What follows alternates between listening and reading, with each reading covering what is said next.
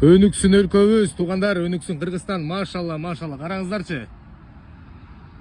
Туугандар, дүйнөлүк масштабтагы Кыргызстанда чоң ушундай футбольный стадион, арена салынып атат. Өтө мыкты болуп атат. Жанагы айтылат го, адамга ыраазычылык билдире албаган Аллага да ыраазычылык билдире албайт депчи. Мына Кудай буйруса, Мурас Юнайтед. Мына караңыздарчы. Кандай деген бийиктиги, почти бир 6-7 этаждагы стадион салынып атат. Бул жагы Евразия паркы, мамлекеттик бекер парк, эл үчүн, жер үчүн деп салынган.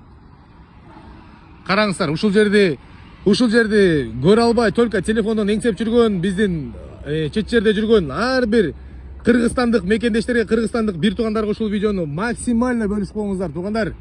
Караңыздарчы, Кыргызстанда кандай гана жылыштар, кандай гана чоң бир масштабдуу жумуштар болуп атат, туугандар.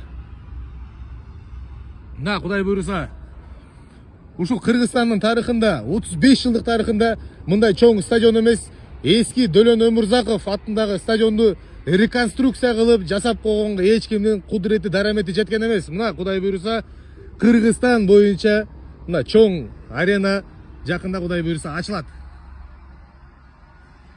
Комментарийге алга Кыргызстан деп жазып коюңуздар, Кудай буйруса.